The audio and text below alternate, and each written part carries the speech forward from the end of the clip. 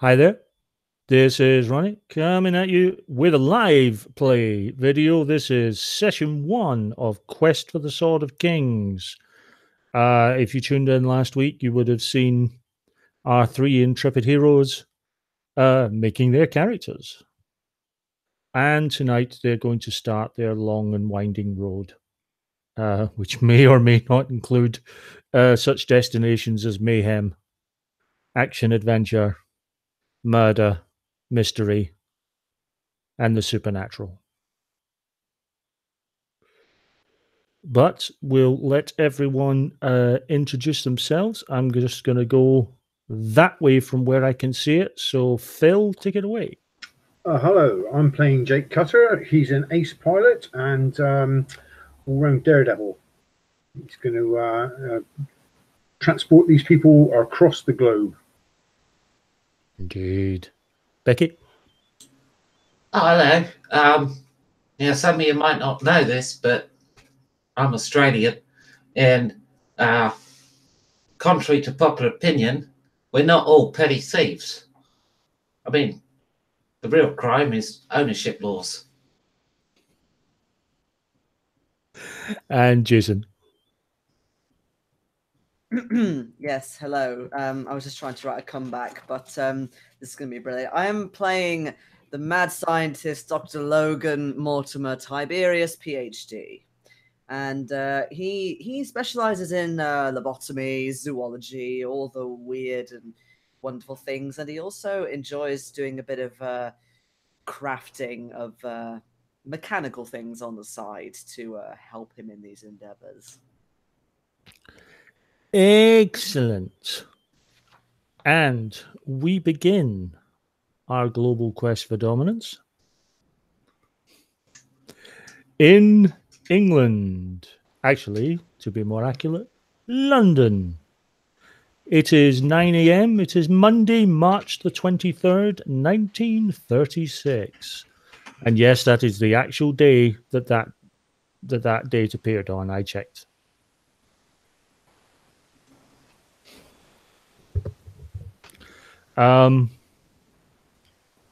Cold, rainy, and you've all been, well, two of you been hired and one of you is being sort of dragged along because, well, the three of you all know each other and the scientist might be helpful. He's good with tinkering stuff. You have been hired by a Professor Arthur Williams, who is doing some excavation work at a dig in Hastings, looking at the old battleground, seeing what new things they might be able to find.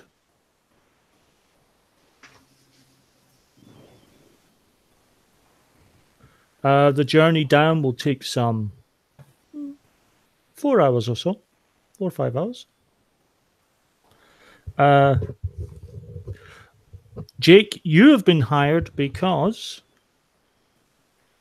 after they've done sort of last day here at the excavation site, they intend to go, at least in the short term, to Normandy. Okay. There are a couple of things that they want to check up on, that Professor Williams wishes to check up on. So he's looking for a short-haul pilot. They're providing a small plane for a short haul, so you don't have to use the big one. Okay. No worries, I can fly anything. I'll fly anything, me. But you're going down for a final look around. Sheila, you're pretty much there to help out with the dig. Well, I can dig things up and stuff, you know? I mean, it's just using a spade, right?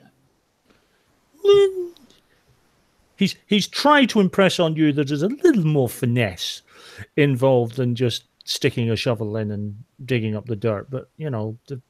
Where do you want to know? I'll make you a hole.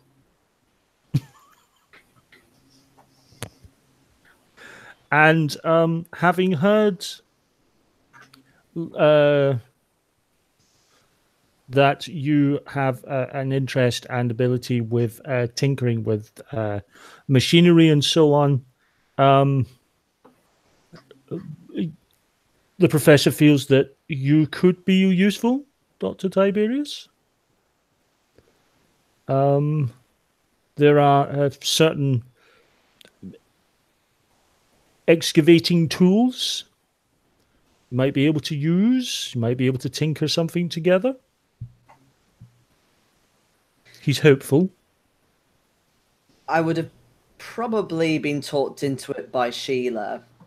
Yeah. But after realizing what it is, Tiberius would simply go, well, I suppose we can't get out of it now, but I don't want to go excavating the beautiful flora of Hastings. There's so much goodness in that soil, and you will be being paid £200 each for your. Wow. Besides, I already forged your signature. Yes, you did. For that, I am grateful. £200 is a lot of cash. £200 is a lot of cash for 36. Need that money. When it's only digging a few holes in the ground, how hard can it be? Exactly. The travel down, there are 12 of you in total. There are a couple of sort of heavy-set men there that you assume are sort of going to be the labourers. Most of them look very much like university types. Noses in books. Was it on a train or a coach or something? You're going down by 2 cars. Okay.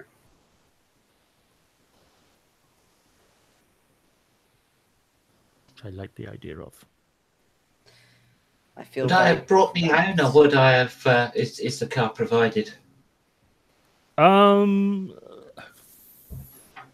You can bring your own if you like. Make it 3 cars. Awesome. I like driving my car. Don't have one in Australia. Ain't got any roads.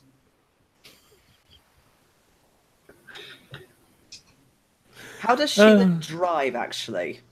Quite well, I'll have you know. Okay.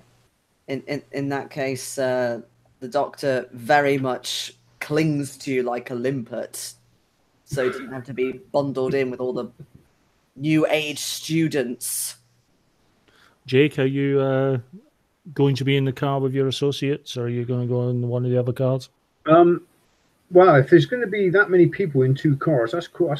They're going to be quite packed in. So if there's room, I'll travel down with Sheila, I think. Yeah. Just put it in the back seat. Okay. Never had more than 5 punctures on a journey that long before, so shouldn't be too bad. No, that's seriously what would happen in the 30s. And every time I have to fix it. Oh, yeah. Sorry. Has somebody got nylon stockings? Because I don't wear them, and if the cam belt goes, we're screwed. Not something I tend to wear myself either, really.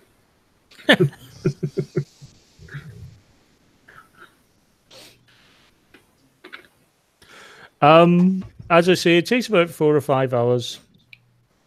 Well, it really is going to depend. Are you going to be, to use a very modern word, are you going to be cruising, just taking at a leisurely pace, just following the other cars, or are you going to try and race them?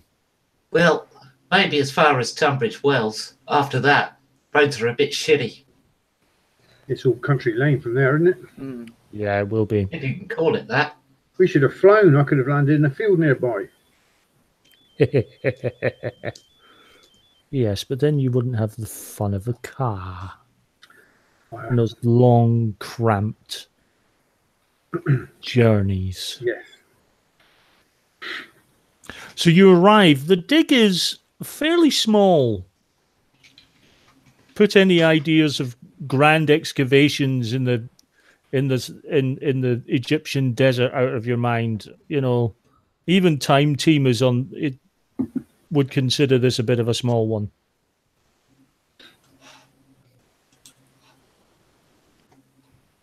Here's my car. I got it upgraded. I had the wheels painted orange. There is no back seat. It was outside. Yeah, there is. It's a bench seat. There's a bench seat at the back. That bit there, right at the back. Yeah. Okay.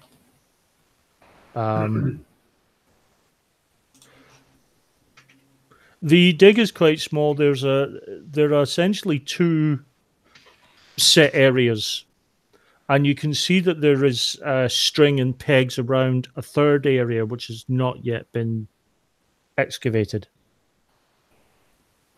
There are rows of tents, and as everyone arrives, you're all assigned a tent.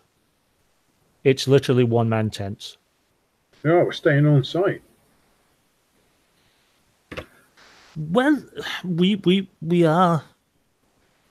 We as far as I'm concerned, whilst the general public may not consider these of any great value, if we do find any finds, I rather think they are, and I want security on it at all times. So yes, we are staying on site. Okay, yeah, not the first time in a tent. Fair enough. I see you've dug up most of the vegetation already. We weren't. We were simply... The areas marked out are the areas in which, by all the recorded texts of the day, suggest is where Harold fell. Not to be funny, like, but if I was killing a bunch of primitive tribes people, I'd have been set up about 6 miles that way. We're not going that far back in time, unfortunately. So, I am convinced that in one of these three, we will find the remains of Harold Godwinson. So if Harold was over there, where were the Frenchies to then?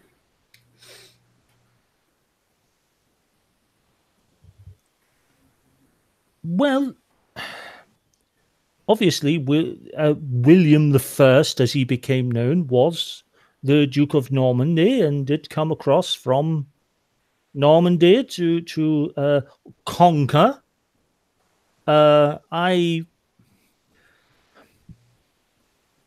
You must forgive me. The gentleman who is actually funding and financing this particular expedition and I have a small disagreement over the term conquering. However, what we are interested in is whether the most well-known piece of historical documentation regarding the Battle of Hastings actually is an accurate representation of what happened. I am, of course, referring to the Bayeux Tapestry. Yes. Well, I suppose we better get on with it. You see, here is my thesis. I believe that the established thinking that Harold Godwinson was killed by an arrow in the eye to be quite false. But I need to find his remains to prove my thesis. That's a pity. The eye puncturing would be quite useful to look at. Never mind. How do we know it's him if it hasn't got an arrow sticking out of its eye? I'm sure we can find ways. But we must find the remains first. Well, are you assuming he was just left in the field to rot and get covered over with dirt? Yes. Wouldn't they have buried a king? I believe that they buried the person with the arrow in his eye, not the real Harold Godwinson. Now, come on. What you think? Well, do you think he survived then, or No, no, I believe he died here. That would also be interesting to have let's see what year are we in now. 800-year-old king wandering around. Now that That'd would be an amazing fascinating. sight.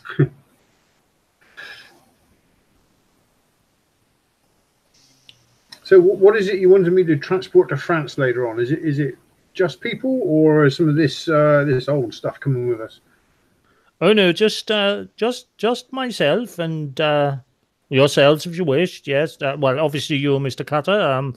I'm hardly going to be able to fly over to Normandy without you. I mean, I could take a commercial airline, I suppose, but why should I when we have a perfectly good pilot? You do come highly recommended. Oh, you just give me the shout, and we'll be ready to go whenever you are. We'll be visiting a monastery where I believe there are some texts that will be of interest to us. Still, excavation time. Yes, do tell me where I am useful to you. Well, a couple of things.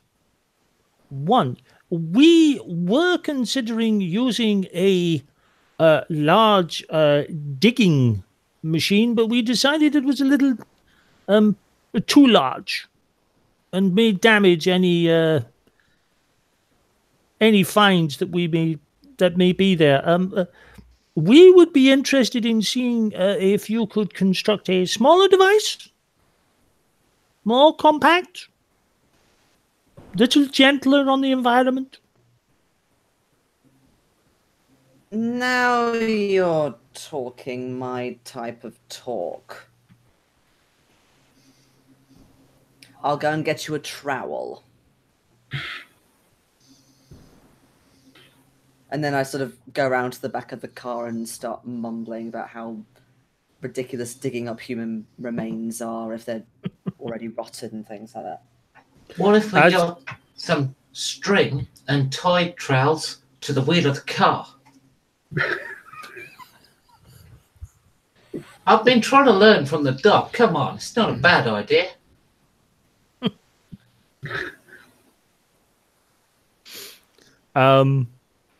As you've realized by now, Professor Williams is, what's the word? Eccentric? Passionate about history. Well, human history. He's definitely dog-like. So he's expecting to find just a skeleton with an arrow sticking out of the skull. He may very well, as I say, he's very dog-like. He's completely barking.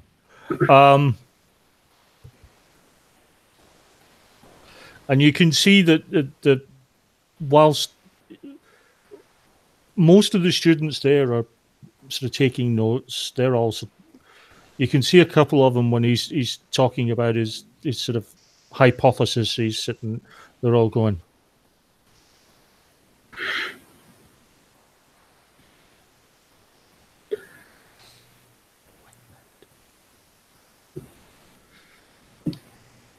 So I'm sort of getting all the stuff ready to take into the tent to start constructing, and I say, Miss McFeeler, can you please give me a hand? That's what you're here for, isn't it? Yeah, of course. I'm just thinking, if there'd been a battle, where would I go and bury a load of bodies? Because you probably wouldn't do it on the field, because, like, field's covered in people to begin with. You'd want to do it in an area that's clear on the edge of the field. So maybe we should start over there. Well, that does sort of make sense. I don't wish to tamper with any more plant life that is necessary. It's against my ethics. So Jake's going to say to Dr. Tiberius there, well then, Prof, what do you think his chances are of finding this skeleton then? I have no idea. And I probably never will, because we'll never find the damn thing. But hey. Doesn't that make it 0% chance? A map? What map? I sort of shove this sort of gizmo into Sheila's hands and say, just go and put that away. All right. Okay. No need to get shirty. It was just a bit of mathematics. Been trying to learn. Right. The dig goes on for a few hours, and then lunch is called.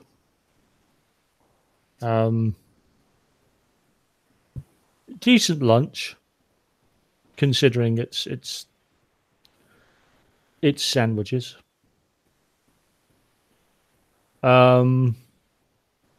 It is London, 36 after all. Don't worry.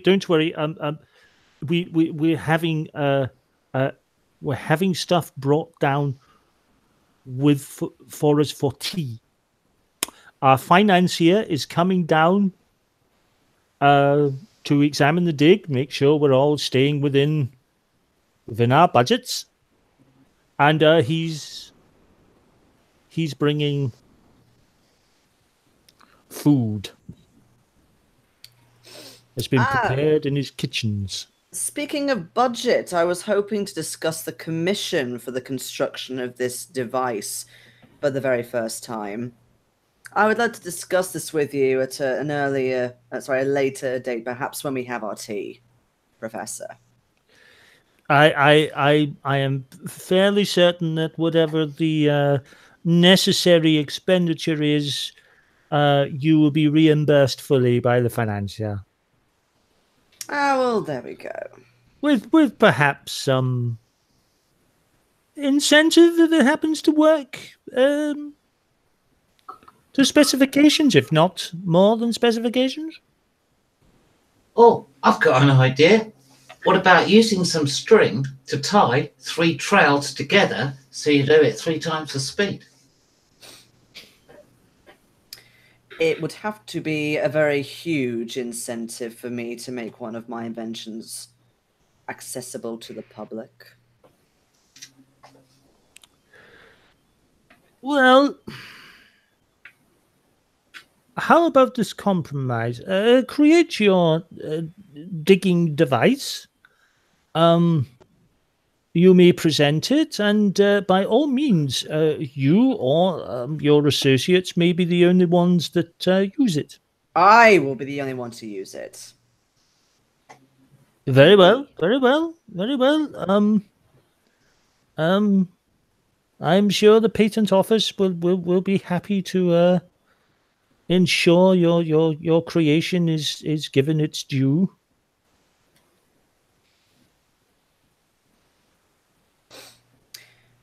Anyway, nice cucumber in this sandwich. Very fresh. Oh yes, only the best. Is that the green shit that was in it? I thought that was off. Food ain't meant to be green.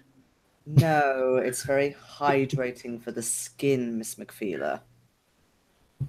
What do you want your skin all wet for? Not being funny, it's what towels are invented for. Well, you're going to have to get used to that outside in England. You're going to get very wet. Look, I grew up in a swamp, all right? I know what it means to get wet. You dry yourself afterwards. I certainly don't bloody eat it.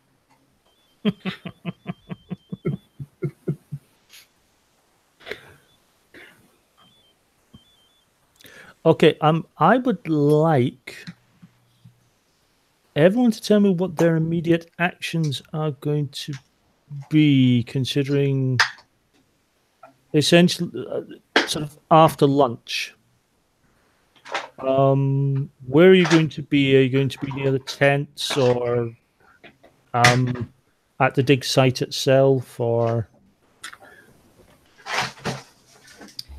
So I'm going to be in the tent at whatever there is there, and I'm going to be constructing this trowel.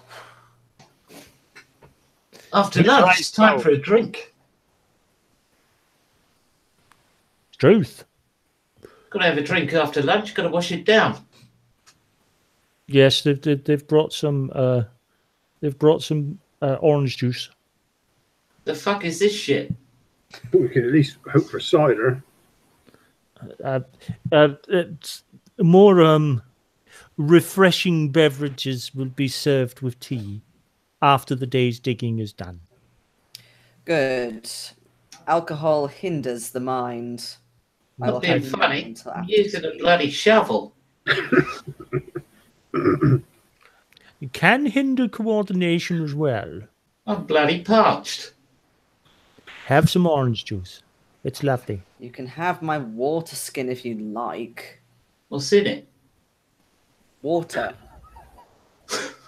What's the point of that? Oh yes, I forgot. You function differently from human beings, and you don't need water. You seem to dislike it completely. Okay, so Jason, you're going to be staying at the tent. Mhm. Becky? I'm gonna dig. Okay. Phil? I'll wander around for a bit after lunch, just seeing what's going on. But after getting bored after a short time, I'll offer to help out with the dig as well. Okay. As you're in the tent, Jason, I'll get back to you in a second because I need you to make me a roll. But can I have Becky and Phil? Can you make me notice rolls, please? Notice. Oh, So remember, it's whatever Four. the die is. Plus, you've got a D6 as your wild die. yeah, Four. I got a 4. 4. Also a 4. That's fine. You notice that one of the students has started to hold back. He looks a little older than the rest of them. He started to hang back, and he started to enter into Professor Williams' tent, whilst the professor is out at the dig. Oh, hang on, that doesn't look right. He's in Lazy there. fucker. I'll go clip him round the ear, shall I, or do you want to deal with it? I think you're going to scare the shit out of him. So I'll go.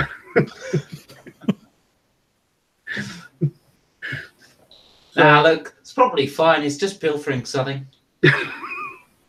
Oh yeah, of course. You'd be living next door to him next week, wouldn't you? Okay. And Jason, Hello. I would like you, please. And this is where I get your character sheet up so I can see what the hell you've got.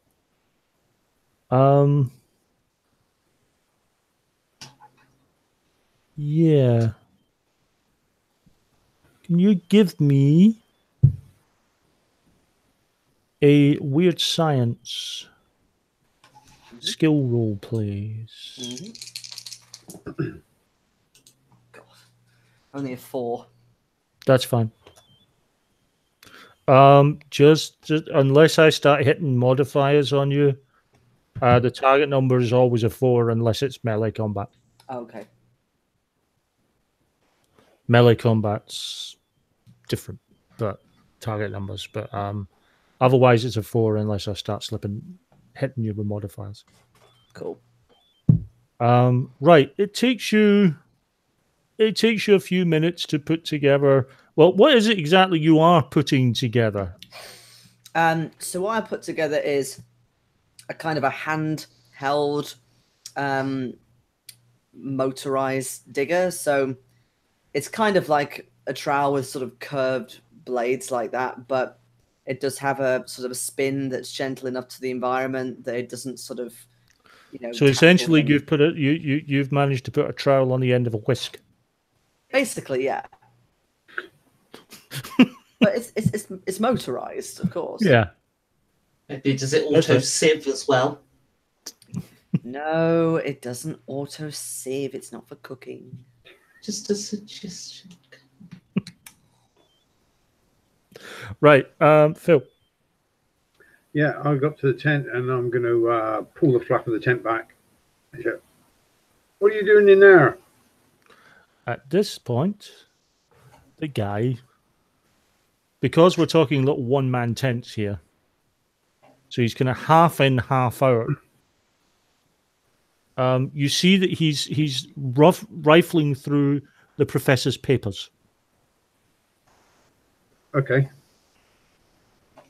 And as he turns round, having been startled by you, he sort of tries to kick out at you. Okay. I'll try and dodge it if I can. Do you have athletics? No. Failing that, an agility roll. Agility, okay. 6. 6, that's fine. Sorry. For all my planning, I forgot a deck of cards. Which is about to become useful. I apologize in advance that the only cards I have immediately to hand are a set of Buffy cards. I'm just making sure that there's only 2 jokers in the deck.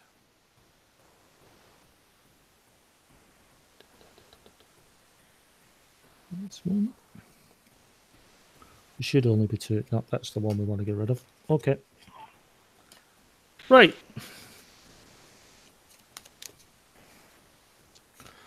Okay, so you dodge out of his way. And you see he's gone back. He's still trying to get whatever it is. Okay, I mean, I will, if I can, grab him by the scruff of the neck and pull him out and throw him on the grass. If I can't, I'll grab his leg and drag him. Okay. Yeah, give me a fighting roll, please, because it's pretty much a brawl now. Ooh, okay.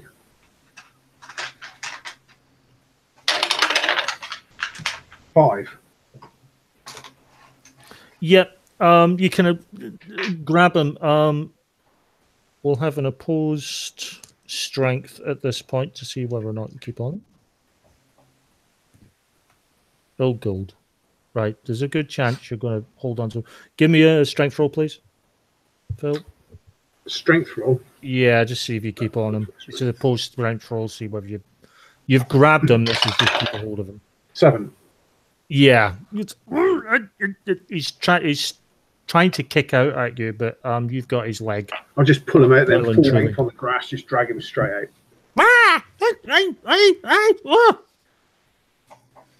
Oi, that hurts. I'll keep hold of his leg as well, and I'll twist it. You keep quiet. He's like, oi, bro, if you want to get over here. Who? Someone's been going through your tent. You recognise him? And I'll twist his leg and flip him over. Oh, you know, I don't think he's in my class. Who are you? I just started the other day. Your class started, so I was just trying to catch up. That doesn't sound very right. Tell me, are you used to dealing with getting information out of? Not personally, but I probably know someone who is.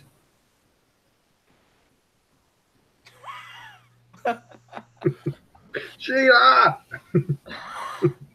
Sheila! What's that, bloke? Do we have like a wallaby call or something for her? Nah, spill a barbecue summons me. Oh, this chap on the floor, he's not awfully talkative, and he's been pilfering the doctor's tent.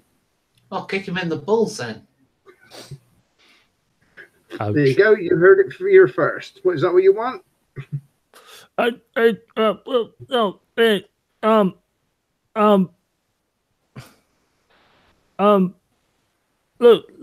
mate. Look. I was just.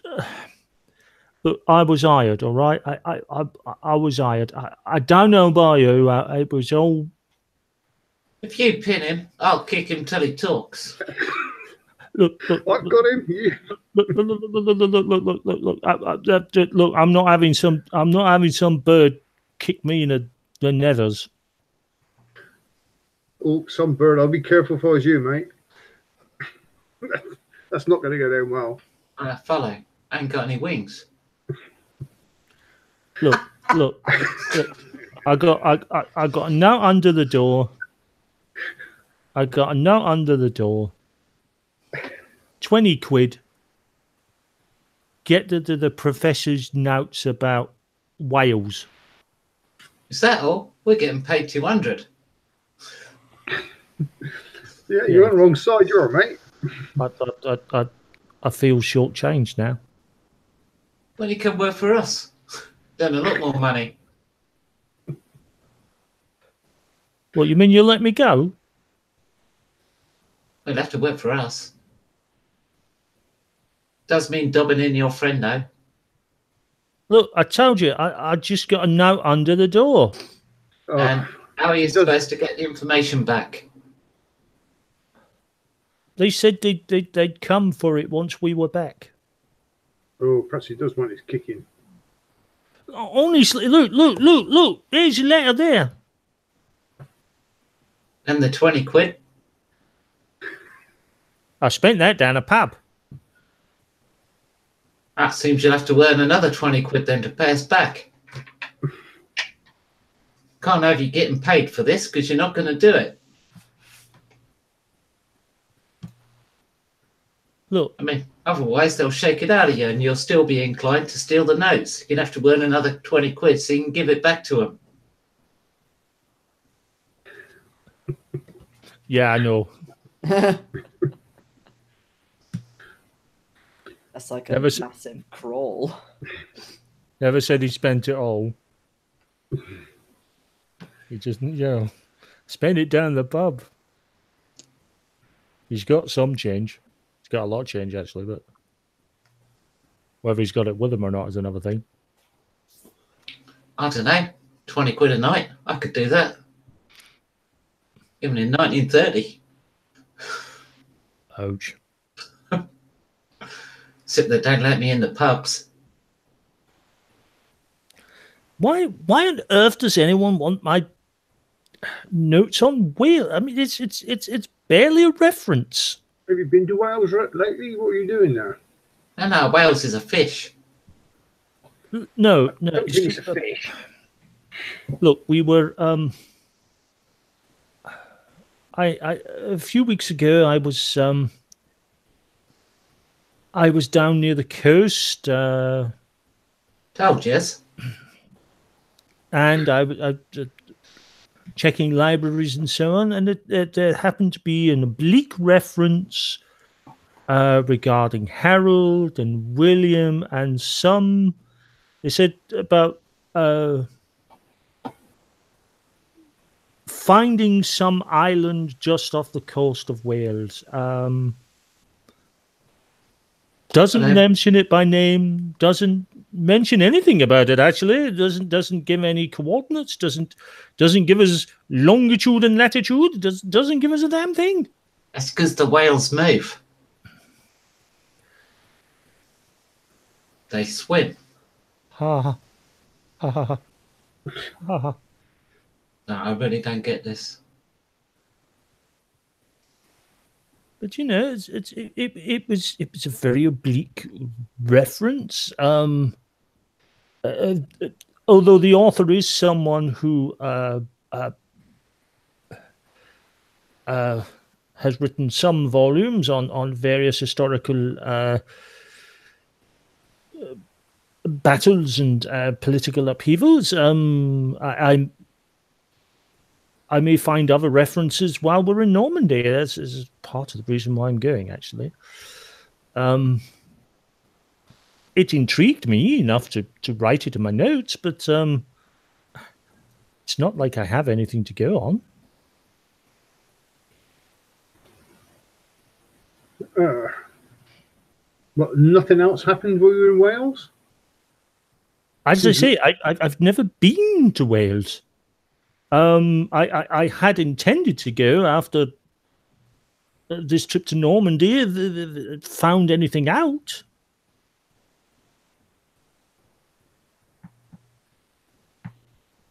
But right now, the only mention of Wales is this little reference in my book.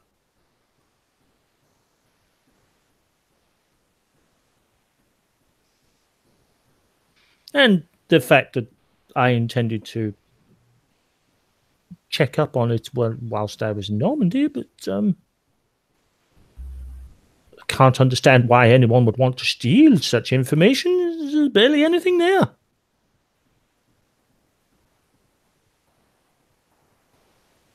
So what are we going to do with Matey here then?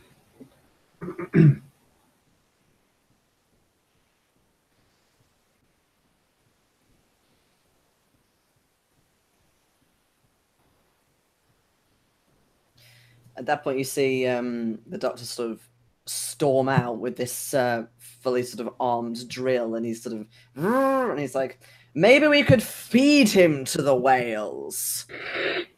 Now, they're all talking about the whales like it's some kind of place. There is a place called Wales. Ah. The whales live there? There No. have been known to be rare spottings of certain whales further up the Irish Sea. Well, I wouldn't expect them to be cooked. All right, then.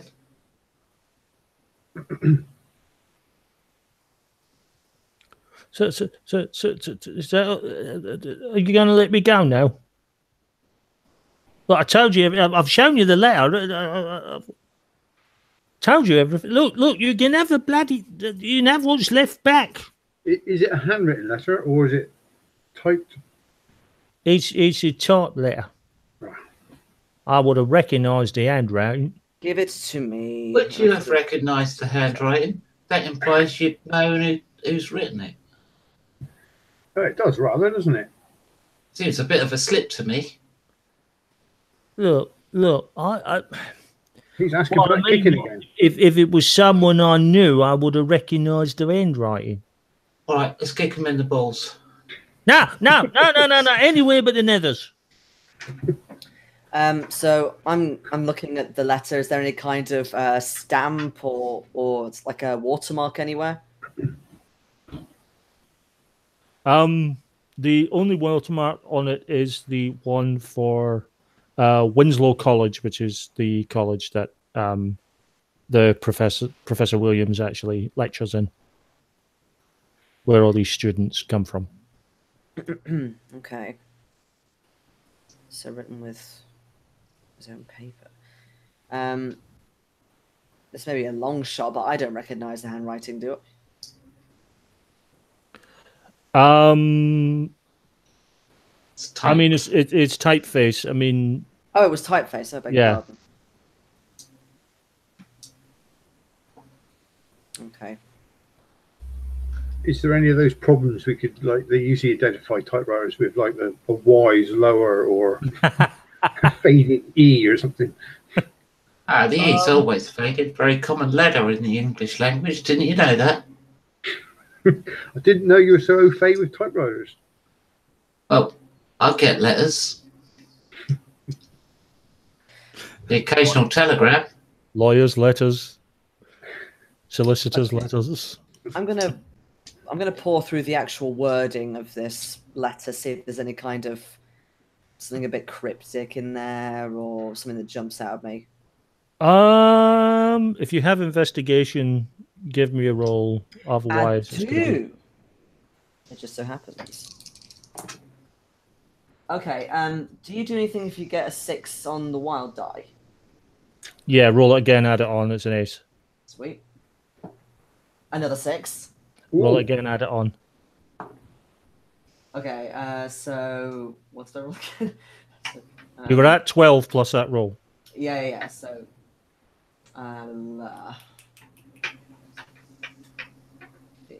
19. 19. Yes. You aced 3 times. No, but I used a D8, so You don't add the D8. Each dice is individual. It's like Yeah, each advantage. dice is individual. yeah. So I rolled this once. You got a rolled the 3. 6. You rolled the d6 once. You got a 6. Yeah, rolled it again, So got another you 6. rolled it again, another 6. So you Yeah. rolled it again, And then 4. then 4. So it's 16. Oh, I beg your pardon. Well, I assume you're going to take. I assume you're going to take the 16 and not whatever was on the 8. Oh, yeah, definitely. I see what you're There's saying. nothing. Right, yeah. There's nothing particularly cryptic about it.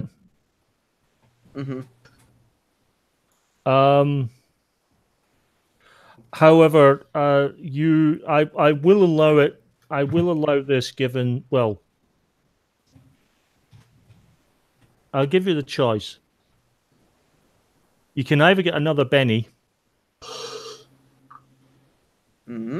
or I will allow you to recognize the actual typewriter from its typeface if you ever see another note written by it again.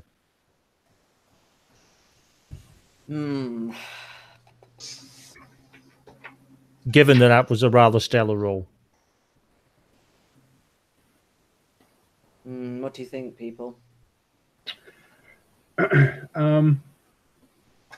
Bennies would be useful for really into action, and we're rolling lots and lots of die for things. Yeah, gives you a chance to re-roll. But at the moment, it might be more useful for you to get the notes in the typewriter again. Yeah. So you go on.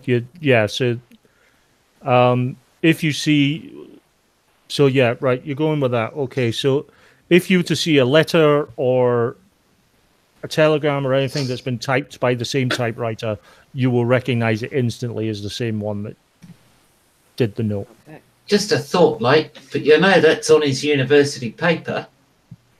Have a look at the professor's own notes. See if it's someone close to him.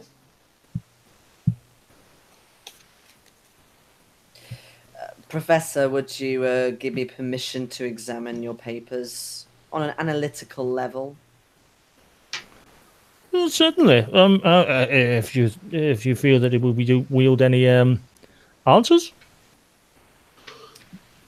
I think so. Anyway, students, back to work. Yes, the grown-ups are talking here. Go and dig.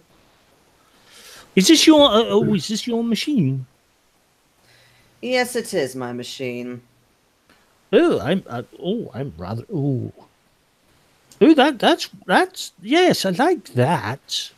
Oh, and you do the tiny thing, and then it does the spinny thing. Yes, the turny thing, the spinny thing. And it does the diggy uppy. Oh, I do like that. Yes. Give me another investigation roll, please. Yeah. You sound awfully technical for the historian. Actually, he sounds just about right for a historian. Yeah. And then I rolled another low number, so I got a 3 for that.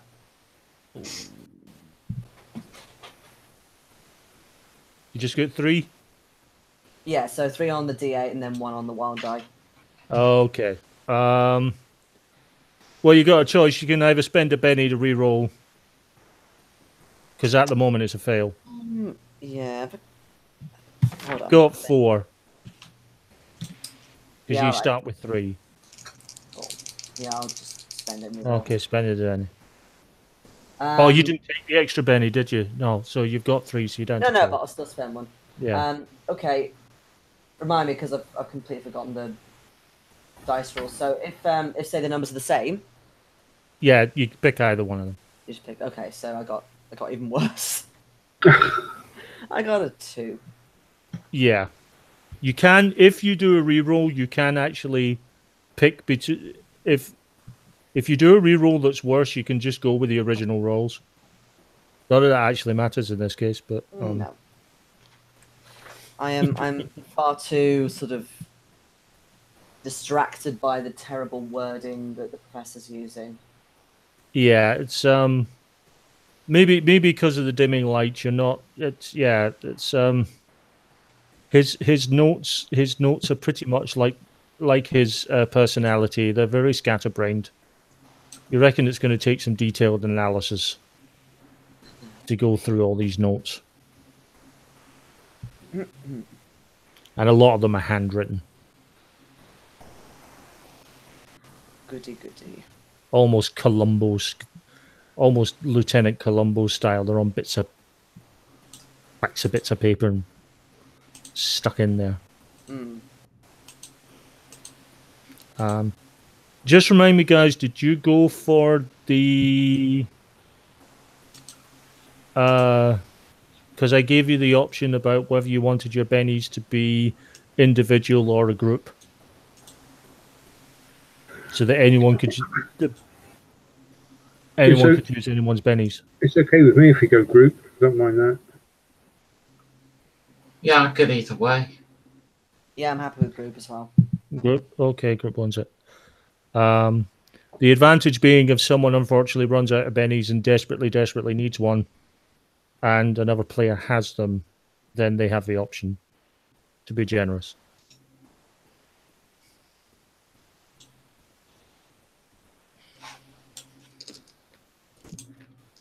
Such is life. Right, so what are you doing with this guy? Yeah, what are we going to do with this guy? We can't really let him go. Well, we could look after him until the end of the dig. How long's it going to be? And then bury him. I mean, it's been paid for the time already. You would create some nice vegetation. Oh, we could just tie him to a tree. Just leave him there for a while. Look, I won't be no trouble. I can just take off right now. Oh, you've already been in trouble. Yeah, but I won't be any more trouble.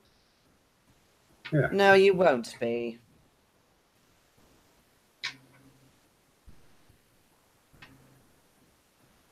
Okay, that was Dr. Tiberius's evil grin. Yes.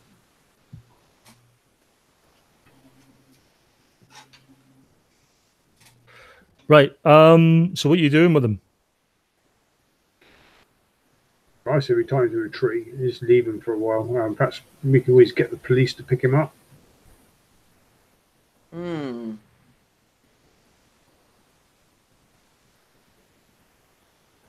Yeah. Okay.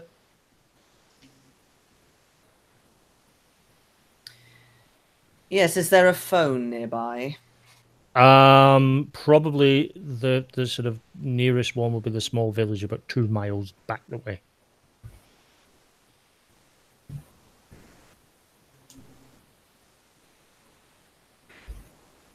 Well, we could leave him there for a few hours and then maybe take a walk into the village.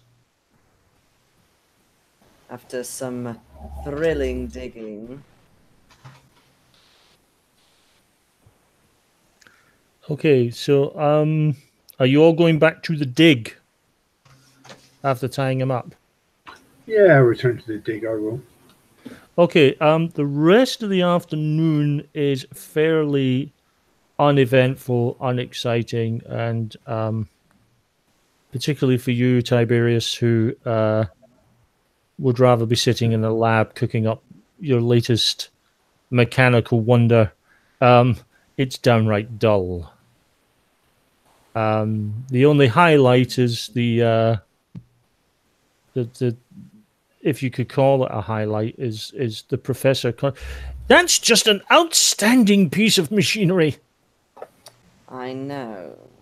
Oh my God, I've never seen the like. Well, that is because the institution threw me out.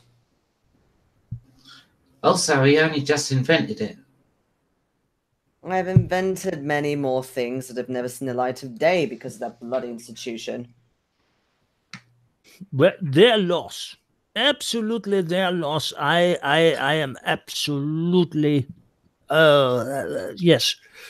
That's what I like to say. I'm sure the financier will be absolutely enthralled.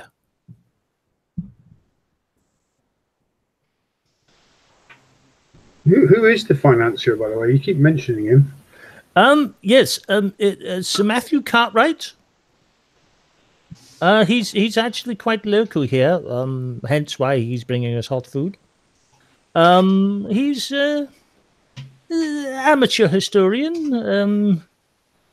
Not quite professional like myself. He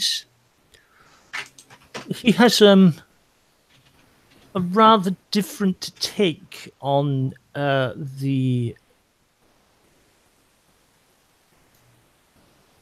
what the dig is actually meant to be ascertaining, but we've agreed to disagree. I'm sure he will happily tell you his particular idea once he arrives. In fact, he should be here quite momentarily. Yes, I think we'll stop for the evening. We're losing light here. Come on now. Does that mean we get a drink now? Well, the drink will be forthcoming. It will be coming with the meal. I don't know if £200 is worth this. Why don't we take a look in the village and see if there are any drinking establishments there? At least then don't have a pub. Ah, bonzer idea. Well, then we better get going. It's already getting dark. Yeah. It doesn't take you long to get to the village, to be honest. Quick question. Just how wildernessy is it round here? I mean, should I bring my sword? Should I bring my gun? I mean, I got them in the boot of the car. I just don't know if they should be on my persons. I mean, I haven't seen much dangerous wildlife around so far in England, but I ain't sure what you got here. Oh, you might get chased by a vicious chicken, but that's about as far as it goes. No, I got them in Australia. They're nothing compared to a crocodile. Killed my first croc when I was 12. Did it with a weapon when I was 14. Much easier, I gotta tell you. I was wrong. Turns out that she talks even more when she has a drink on the way. I was about to say it's probably a nice, quiet village, but then again, I've seen the original Straw Dogs. That's what happens in quiet parts of Cornwall.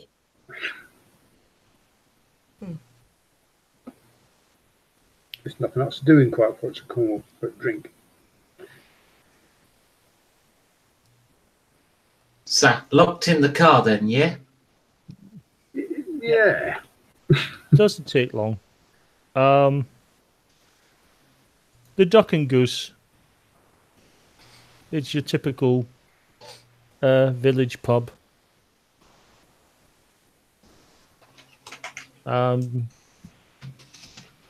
As you enter, you do get the sort of look of strangers. I just walked straight through. I'm so used to that. Yeah. Don't have geese in Australia. Weird looking animal. Looks a bit like a duck. Why did you call the place Duck and Goose? Just order a drink, Miss McFeeler. I don't know. They let me in here. Not a lot of places do. Well, I'm sure that if you keep to yourself, maybe they will be able to let you in. Yeah, it's quite smoky in here. Between cigarettes and pipes. You know, it's like London in miniature. It's a bit like phosphorus.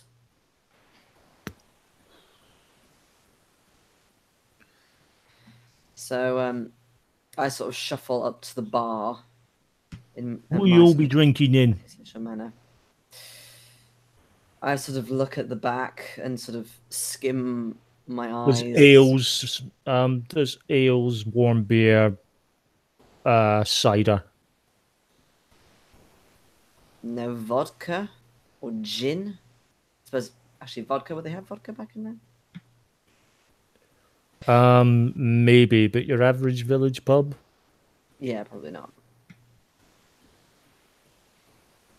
No gin. No spirits. 3 cold fizzy lagers, please. You can have 3 warm beers. I like to try wherever I go. You never know. One day might get lucky. Well, what would you recommend? The ale or the cider? Well, the ale will get you drunk quicker. The cider will will quench your thirst faster. Oh, that's the one for me then. I will take the cider. Hopefully, I've got something in my pocket. 3 bottles of wine, please. We don't have wine. We're not some fruity city pub. Oh. Go to those newfangled wine bar places in London if you want wine. We sell proper drinks in here. Pints. All right, I'll have a pint of gin. And we don't sell any of those kind of spirits neither. We've got ale, we've got beer, we've got cider. The Wow. ABC of good drinking. I've not really tried any of them, so I'll have one of each. See which I likes best. Yeah, it's probably Fair called enough. it's probably called the Duck and Goose because Why that's is the menu. it so difficult to take you anywhere?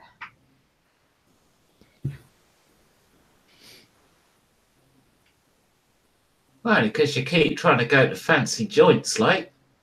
And all this posh wooden beams. Okay, are you going to have a meal here, or are you just having a couple of pints and then heading back to the dig, or? That's barbecue at the dig. They didn't specify what it would be. No. Ah, It might be more sandwiches for all we know. let's eat here. That's the right answer. So is the choice Duck or Goose? As long as they ain't got green shit in. It seems to be mostly pies. Ooh.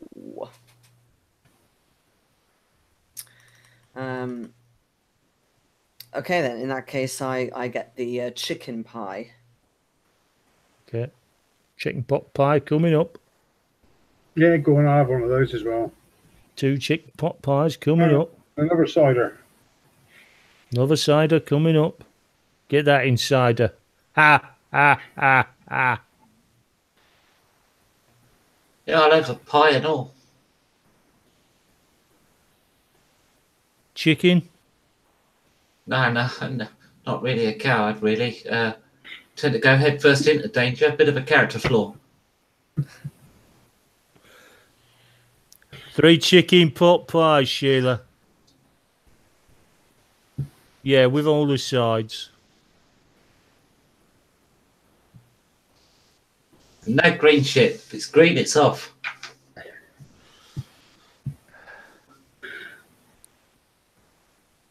Well, Sheila, Yeah. what do you think of your warm English beer then? Well, this one's fucking disgusting. This one's fucking disgusting. This is all right, ish. What's that? The cider. That's the cider, yeah. Yeah. As I Well, say, drink it then and shut up. as I say, ales, beers, ciders, the ABC of drinking. Even though ale is the beer, but okay. I know. Some weird people call cider a beer. Do they? Yeah. Don't know why. I don't know why either. Right, guys. Are you remaining here for the remaining here for the remainder? Are you heading back to the dig after your meal, or are you just going to sit and soak up the ambiance? Well, we got tents back at the camp. Yeah. Yes, indeed. Do you have any rooms? What the hell do you want to sleep in a room for? I mean, I get why you don't do it in London. They got fields. Because Look, it is warmer. look, mate. I don't know what kind of places you're used to, but this is a pub, not a hotel. Swamps, jungles, desert. Fine, I'll go careering off to a desert then and sleep there. No, I was Except it's answering his cold at question. night. Well, at least we've got a tent anyway. So, I mean, As you head back, you see that there's a fair few lights now on at the campsite. God blimey, has no one thought to get a fire going? I'll sort that out. Let's grab that tree down, shall we? Where's my axe? Anyone got an axe? You are don't have an not axe. chopping down trees. We need there's a fire. a couple of trucks are there, sort of standard delivery trucks, and one very, very sleek Rolls-Royce Phantom. this must be Sir Cartwright then. He's brought the food. You can see the professor talking to a slim, well-dressed man with slicked back black hair.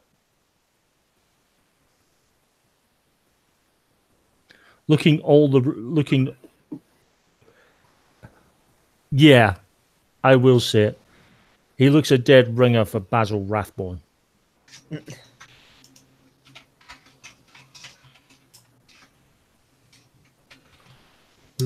In that case, extremely unsubtly, I nip into the tent where my motorized trowel would be and basically come in between the two of them, introduce myself and start talking about it.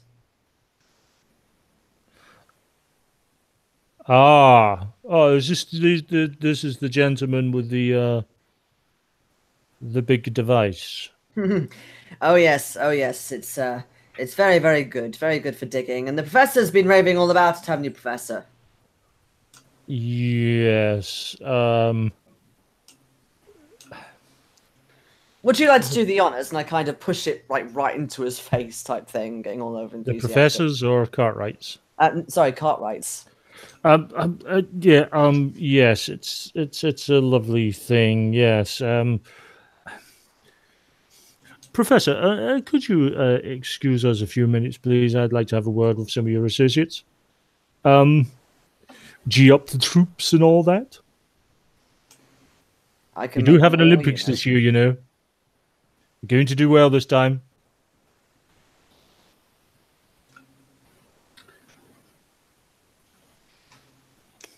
Where's it to this year? Yes, the professor is a lovely man, and if you start talking to him about various points in history, he could give you pretty much chapter and verse. However, when it comes to anything technical, yes, this looks like one of the 7 wonders of the world to him. History? Never mind history. This is for science. This is for innovation. Yes. Are you the you fellow? Yes, you fellow there. You're the pilot, yes? Yes, certainly am. Excellent. It's not being funny. I think he was pointing at me. Yeah, he's the pilot. I'm Sheila. Yes, my God, that was. I do actually realize that now. Once you're in the light, I do apologize, madam.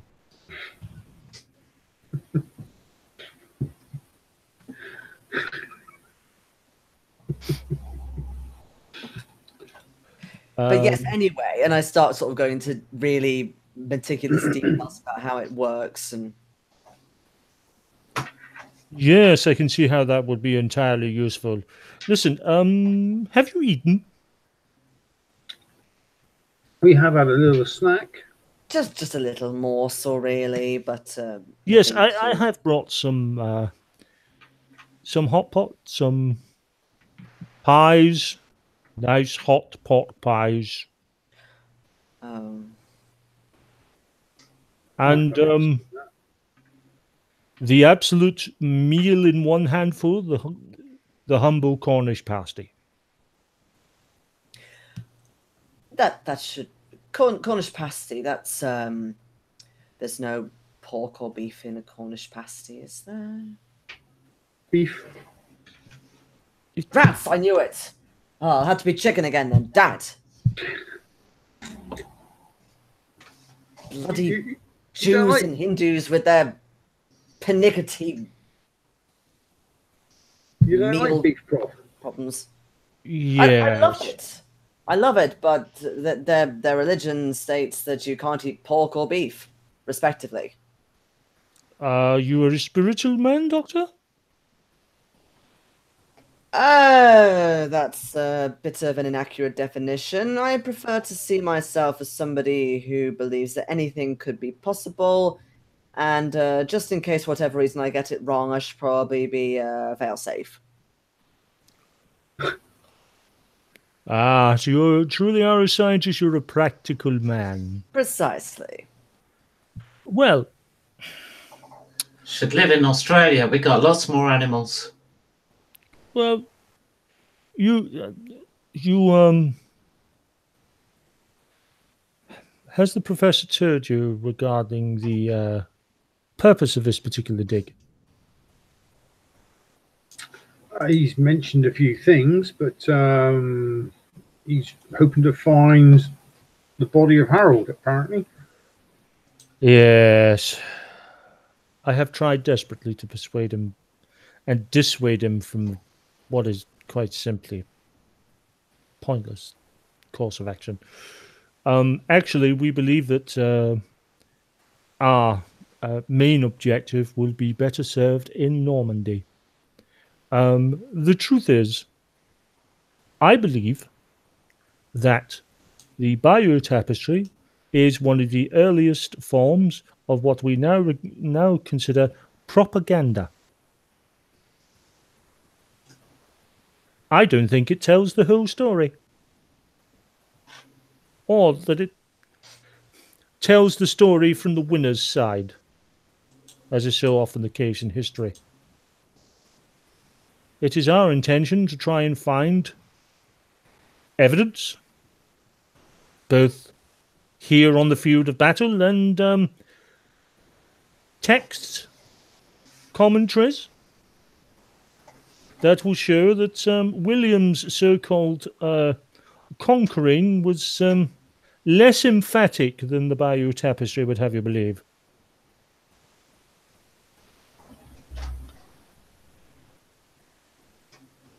In other words, I don't think he won the crown so much as nicked it.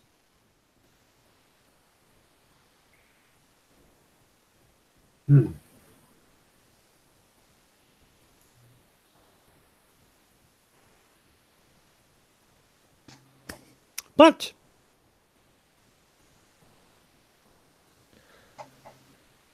we have travelled, we've seen the Bayeux Tapestry for ourselves, it was very lovely.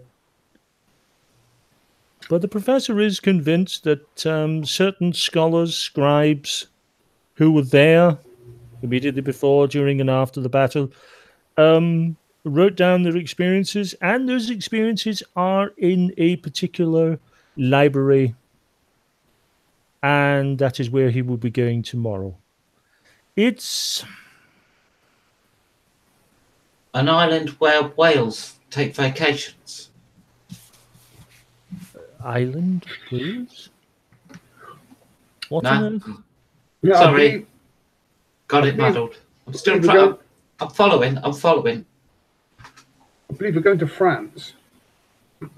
Yes. You'll like it there. They eat all sorts of shit. I do believe they have a delicacy called snails in garlic. Are they freshly prepared? I do believe that they are fried in garlic, and you just dipping them in a bit of butter and wolf them all down. Take them out the shell and down they go. Be interesting to see the cooking process. Slimy How but satisfying. I don't think I'll be trying that. Boiling fat.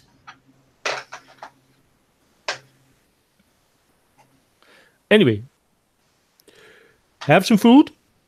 Get yourself rested. You'll be flying. You'll be taking off from that plane over there. You see a nice. I will actually tell you the actual name of the plane because I'm nice to you. I did actually have it written.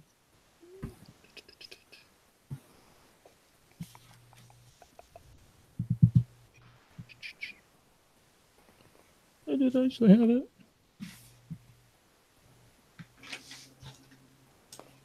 Where did I have it? So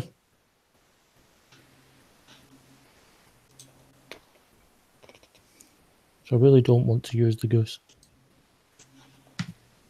Got it. We'll just make it the goose. We'll make it a goose. It's easier. I think we actually went for the DC3 in the end. Yeah. Range. Yeah, you've got a DC3. They're giving you a goose for the short range. Okay. For the short range journey. Okay. Because landing that DC3 in any old field.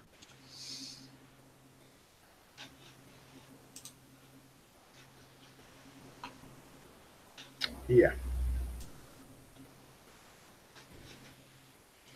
Whereas the goose gives you a bit more.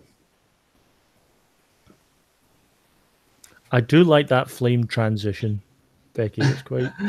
This one here. The problem is when it's like sort of right in your face, it's quite bright, and it's just like I can't help it. I'm show off. It's me in numbers. And I'm going to be really nice and call a quick ciggy break to allow Becky to have a quick ciggy break. Is that because I've started fidgeting with videos? No. Becky needs to be calmed down. Sort her out, Jason. Sort her out. well. So I'll give you a quick 5 minutes. Okay, cool. Okay. Okay. Back them up. Very cool.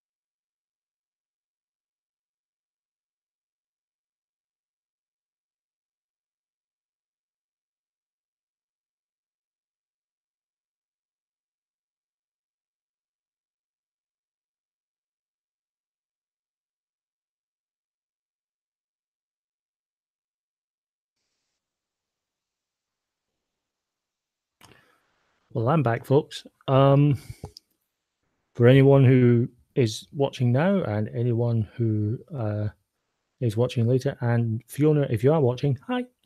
Con Plus One, November 3rd. I did a video about it earlier. Come on, guys, let's get some GMs on here. Get some one-shot games put on for a wonderful cause. And if you're a player, get signed up. Get yourself in on a game. It's going to be a lot of fun. I'm running a game. In fact, I'm pretty sure everyone here tonight will be running a game at some point. If not running, then playing.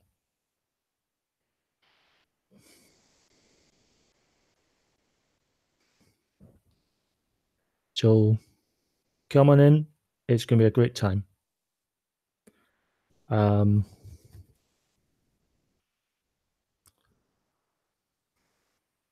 Let's see if I can quicken the pace just a bit. Hello. Boom. Hell yeah. I was just doing a quick advert for Con Plus One. Oh, sweet. I've got an intro graphic for that. Here you go. Boom. Dragons. See? Dragons are cool. This one breathes fire. Look at that. Boom. Yeah, now we've got a fancy logo and a website you can go visit. Yep. Just telling everyone we need GMs. We need GMs to do players. We need players. I said racist Australian accent. We need GMs to run games. We need players to play those games, and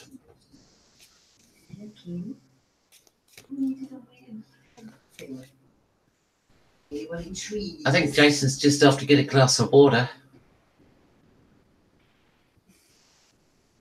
it's all that cider.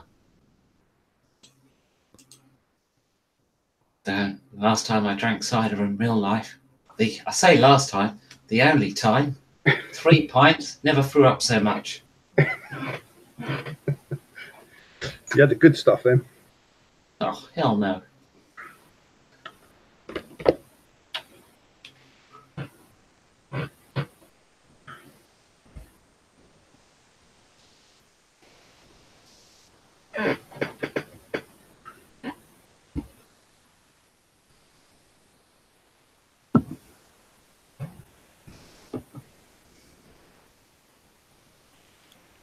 No, not all back yet.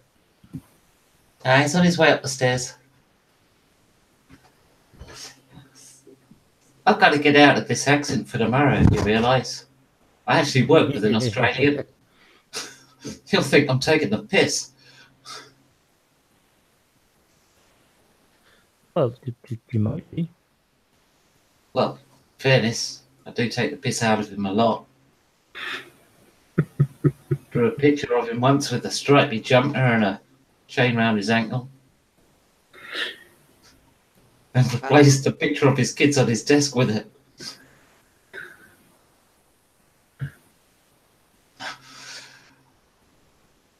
I'm a good co-worker.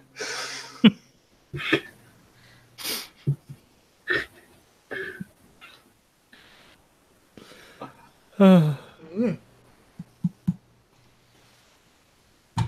God. Right then, we're all back. Let's We're all kill back. some shit. All right, guys. I'm going to fast forward this after a nice night's sleep.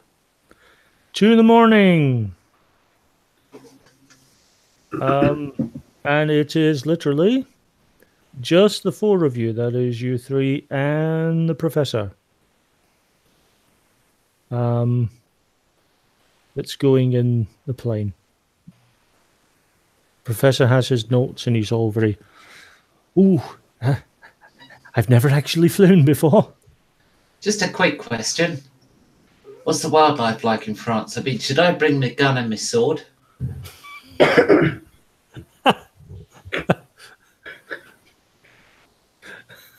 Well, you could bring your gun. They do a lot of hunting in France.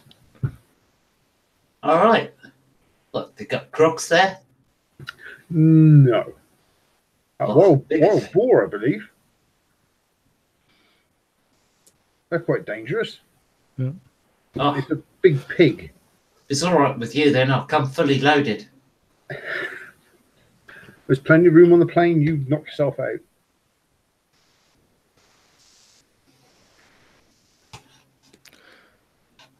Right, Phil, Yes. piloting roll, please. Piloting. Where's piloting? If he gets a 1 here, is the adventure over? Yeah, we crash and burn. Well, he's gonna have to spend a penny. That's a 10. Woohoo. That's an 18. Ooh, that's rather impressive. Right, so your takeoff is super smooth. The flight is incredibly smooth.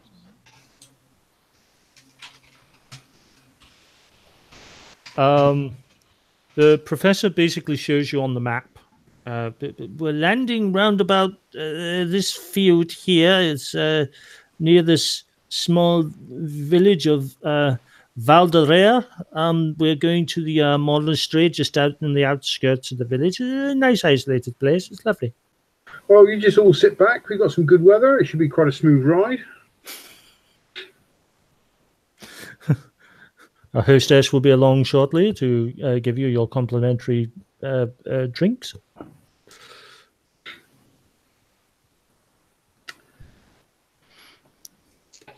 Cold fizzy lager, please. Enjoy your flight and thank you for flying Qatar Air. Which is what most barbers say. You might get one of these fizzy beers in Europe, actually, if you. Right. Okay, so the flight takes about 2 hours.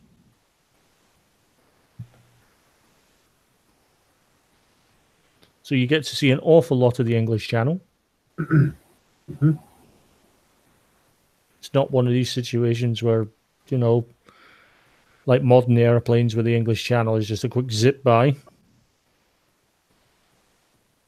You do actually see a lot of it. Seen it before. From Klaus Rapp.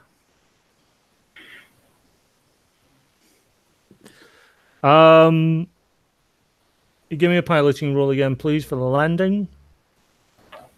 And yes, rolling a 1 here could be very funny. 4. Okay, the landing is a little bumpy. That's the field. That's the trouble.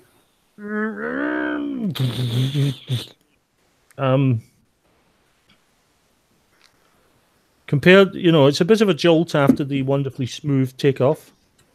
Well, you know what they say, any landing you can walk away from. Exactly, is a landing that you can improve on. Okay, the village of Valderea. Nice village, very... I'm almost tempted to say cliche France, but it still looks like it belongs in the Renaissance.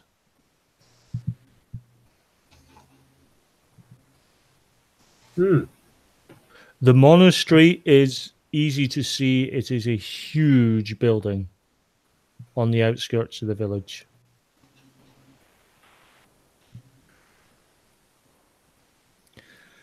Oh my! When they said the monastery was something to behold, I wasn't expecting this. Oh, quite extraordinary. Well, what's extraordinary about it? It supposedly holds one of the largest historical library of documents and manuscripts and journals in the entirety of Europe. Sounds thrilling.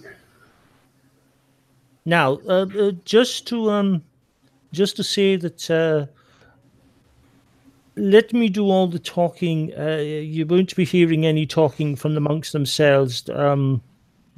Apart from prayers, they have a vow of silence.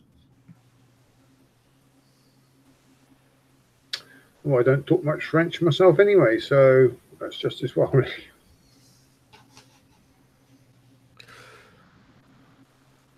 He goes to the door. There's a sort of smaller door. Talks to the monk that answers it for a few minutes, and then beckons you in. Come.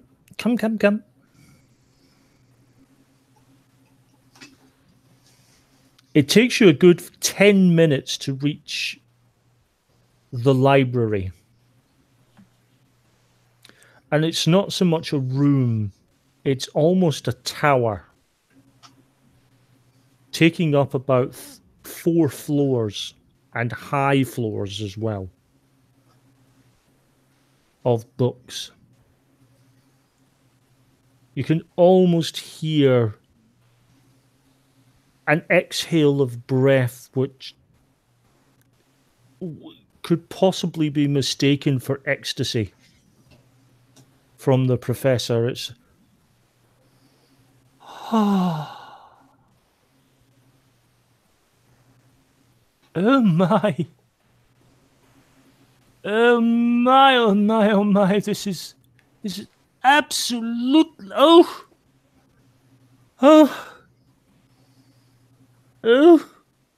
As one of the monks walks by and goes,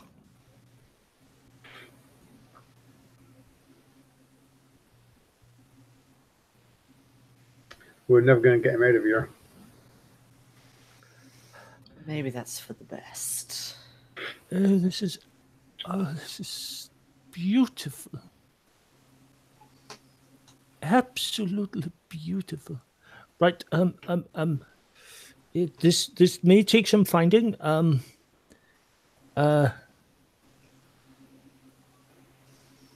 Yes, I'm pretty much going to do this bit myself.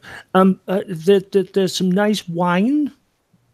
They have put on a small luncheon for you while I may be some time. Not being funny, Doc, but are you seeing the same thing I am? Yes, isn't it exquisite? Well, it's not even got any pictures. I don't know what you're looking at. I am looking at a tower of knowledge. The walls? You like the walls? I like the books that scale upon each side. I thought that was just for the keeping the fire warm.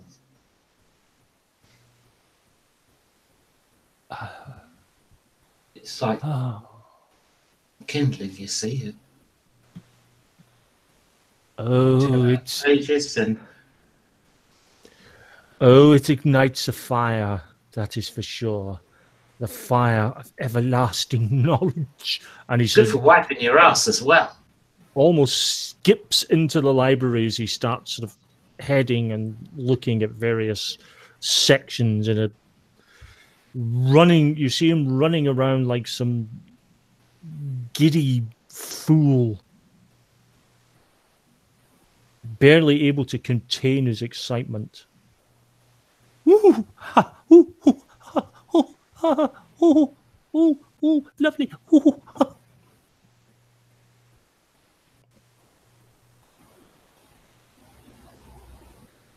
Anyone would think he'd been using twigs to wipe his ass all these years. So, are you staying in the library or are you going for luncheon? if we're confined to those 2 areas, then I'd be looking for any kind of book remotely related to science as opposed to history. Or if not, I'll be out the front staring at the flowers. Give me an investigation roll, please. Oh, okay, 5. 5? Okay.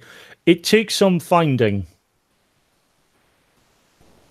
But you do find a book claiming to be the lost notebooks of Leonardo da Vinci.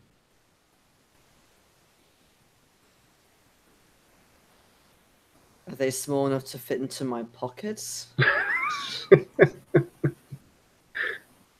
I suppose if you tore them out very gently and actually Okay. folded them a couple of times. In that case, I'll go into sort of a corner, a very tight corner, and just start sort of looking over them. There are various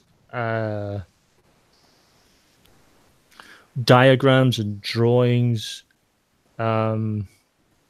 His idea for sort of single seater helicopter. His idea for various vehicles. You know, a quick page of the Mona Lisa in its original form before he changed the sex.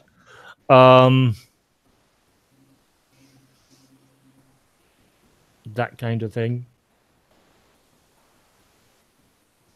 Is there anything lobotomy based in here? Not with that sort of science. I mean, there are a couple of books on the sort of early ideas of lobotomy. The sort of books that were the inspiration that Mary Shelley took inspiration from when she was talking about reanimating the dead. Indeed, he did. Yeah. Well, I don't need a crap, so I'm going to go get food. I already went in a hedgerow outside the village.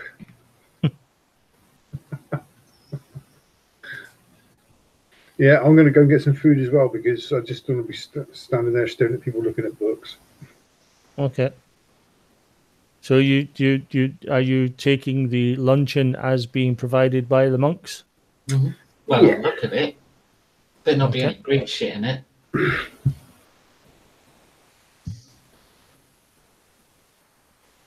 There's bread and various fruits. Certainly try their wine. You know, there's some cold meat and some nice communion wine. Yeah, try some wine. I don't want to be relaxed for the flight back.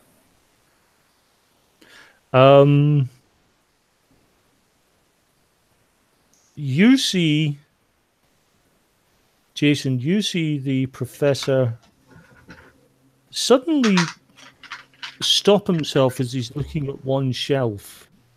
Mm-mm. And his look suddenly goes,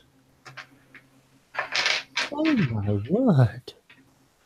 And he takes down what looks like a rather thick volume.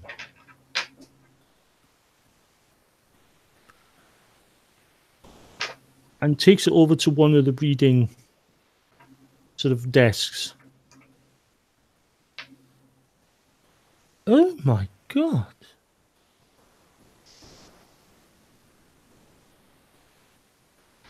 Well, I never.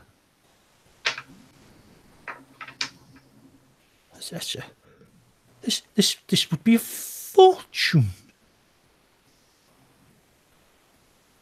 Oh my.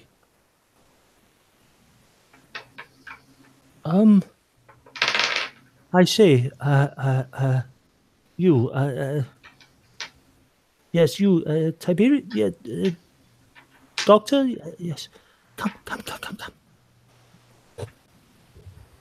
What is it now? Do you know what this is? Have you any idea how priceless this book is? What is the book? This is an original Well, it appears to have been written in Latin. Well, Yes. we are surrounded by monks. This is an original handwritten, so it claims, handwritten by Thomas Mallory himself. This is Le Mot d'Arthur. I think this is a bit more valuable than that, and I hold up Da Vinci's notes. Oh, mechanical stuff. This, oh my God. Oh, Bloody historians. this, I'm going to go off and get some food. I sort of storm off. and you see him, he's kind of heading out the library with it. Professor, I don't think they'll like that.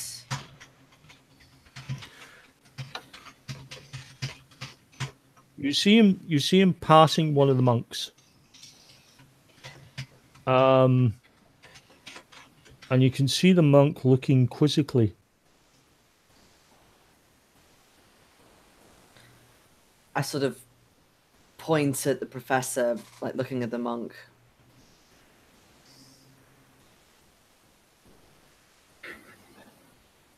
No. I must. It's absolutely invaluable. It belongs in a museum. Absolutely. I must.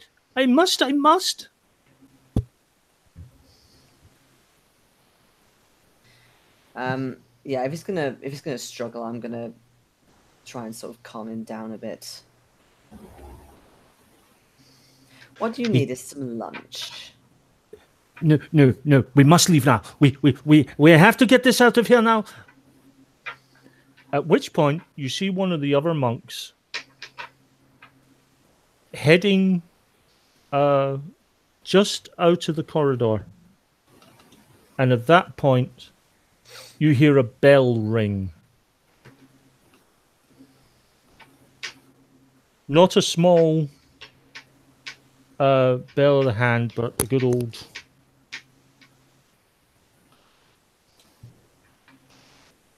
And you see all the monks coming.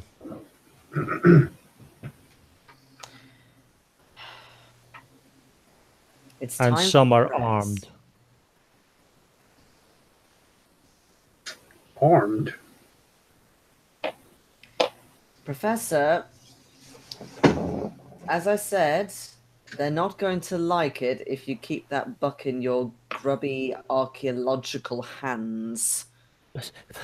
I suggest you put it back before things get out of control.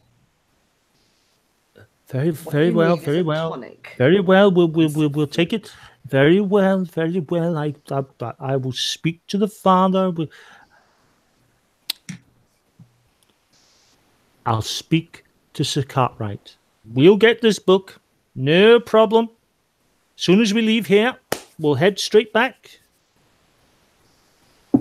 I'm sure he'll be able to buy this monastery if necessary. We will have that book. Yes. Mark my words. Just out of interest, what are the monks armed with? Mostly either knives or swords. Okay. So I kind of usher the professor back into where the food is. And they begin to encroach. Oh, they encroach. Give them the book, Professor. Be a good boy now. He sort of puts the book down. They still continue to encroach. They obviously want us to adjourn into the eatery.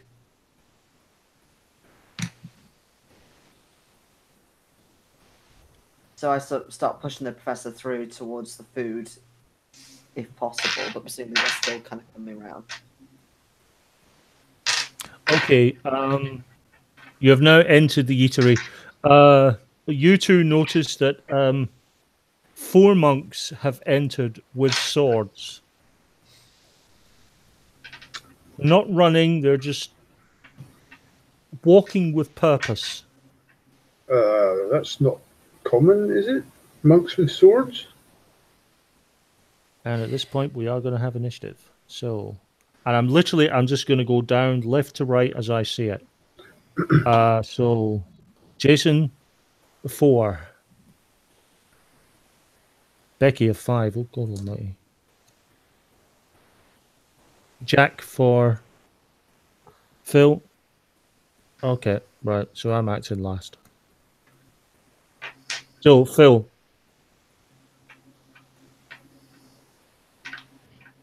I'm just going to say, hey, Professor, what's going on? I found the most extraordinary book, and they seemed to be a tad peeved that I was going to try and take it. Well, I will be taking it, just not directly. It doesn't seem very monkish, wandering with swords. What are you chaps up to? You see them raise their swords as they're coming towards you now. And the next person to act is Becky. Oh, steady now, Tiger, I say, standing up, pulling out my Mauser with a bottle of wine in the other hand, knocking it back and flicking the safety off. You really don't want to be doing that. Okay. Jason? In this sort of kerfuffle, I'm actually going to kneel and start saying Hail Marys.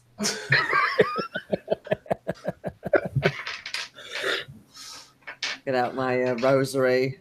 Yep. And these guys for this turn are going to close the distance, or attempt to close the distance at least. So next turn, Jason, you have a 10. Becky, you have a Jack.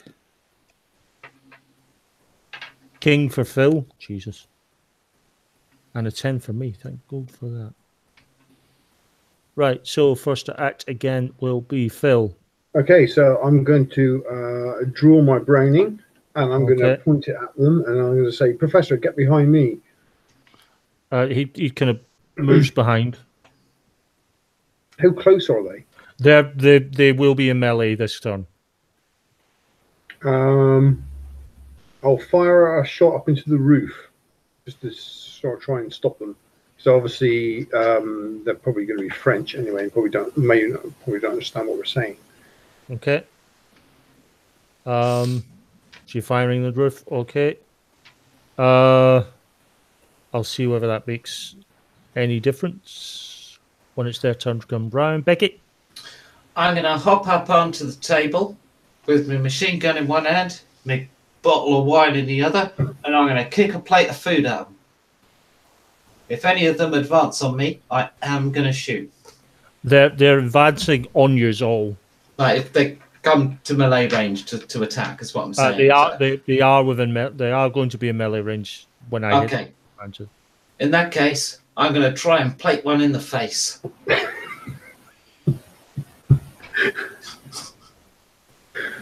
You're going to kick it right. Give me a fighting roll, please. Oh, and shit. It will be a -4 because you're actually aiming for the face.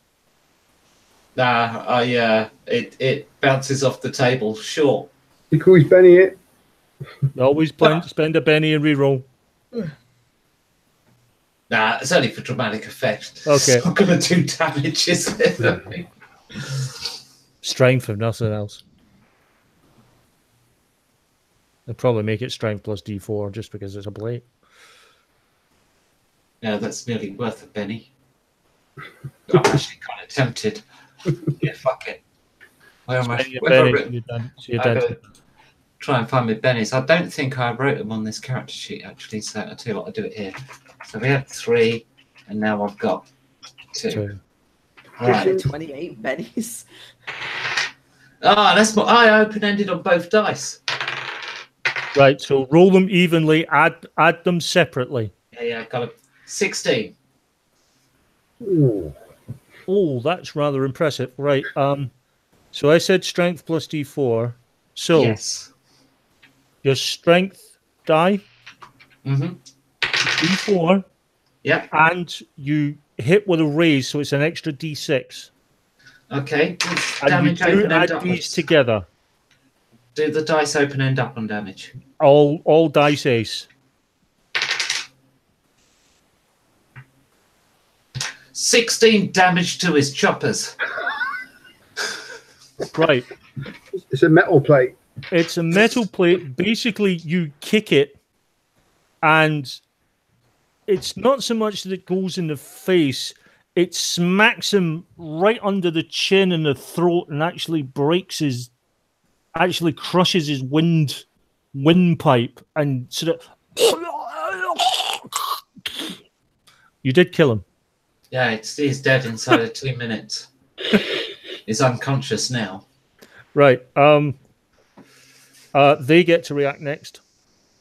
So the first thing that's going to happen is there's going to be a spirit check to see whether or not Phil's shot has done anything to them. It hasn't. They are going to be able to act, although they will be at -2 because of the multi-action penalty.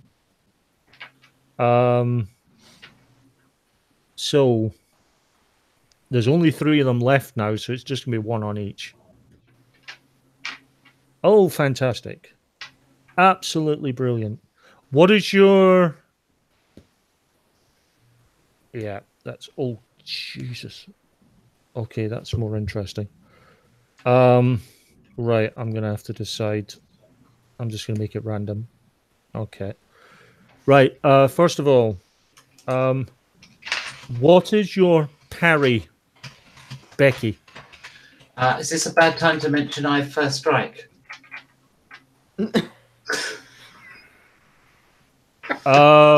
It'll actually come into play next round. Okay, my parry is 8. Right. Jeez. So, what is your parry, Phil? My parry is 7. Okay, that's not good. Right. So here's how it goes down. The person who attacks Jason swings and drops their sword. I rolled a 1. The one that swung at Becky kind of smacks off you but doesn't actually get through to cause any damage. Yeah, it's the wine bottle. I'm using it defensively. Phil, on the other hand, a hit with a raise. Oh, So this is 3d6. Oh, jeez. Just to say that it's almost impossible to kill a pulp action hero in this campaign setting. but he has. But you've done it with the first dice roll, yeah? What's your toughness? Toughness is 6. Oh, that's 2 wounds. 2 wounds. That's 2 wounds. Now you need to make a soak roll. You need to spend a penny. Make a soak roll. Oh, it don't work on the sheet. Okay, yeah. Spend a penny. Spend a penny. Now making a soak roll means you roll a vigor check. Yeah, which is 6. Remember your wild die as well. 5. 5, so you get to soak one of those wounds up, so you only got 1 wound. Which means you are going to be at -1 for all tests Okay. until you're sorted. So the wounds not thing too on the bad. sheet doesn't work, does it? Hmm? The wounds button on the sheet doesn't work. No. Jason. Okay, so Obviously, the Hail Mary thing put him off. this You seeing Hail Marys in front of the monk put him off. That's why he dropped his sword. apparently so. I need to get him out of my face because I have a plan. So I take the rosary and start spinning it, and then try and aim for his temple. Okay. Give me a fighting roll. And just watch how badly this goes. Do you have fighting? No, is it just a D4? Right. It's D4 -2. You do get a wild die, but you don't subtract the 2 until after you've stopped rolling. Okay. Well, I got a 4 on the D4, so I've got a 2. No, Yeah. if you got a 4 in the D4, you roll again and add it on because it's an ace. Oh yeah, of course. Okay, so that's an extra 1, so it's 5 in total. -2. Right, so three. -2 is And 3. then, -2. Right, so it's a miss. But yeah, so it is technically possible for someone with absolutely no piloting experience to fly an aircraft and land it. They've just got to. I'll give it a go. They've just got to ace. They've just got to ace a butt ton first. But it is possible to do it. So cards come in, and new round. Jason gets a 3. Becky gets an ace. Phil, you get a 6. And ace, which means they get to go first. And just to explain, if there's two cards identical as the 2 aces here, it's sorted by reverse alphabetical order.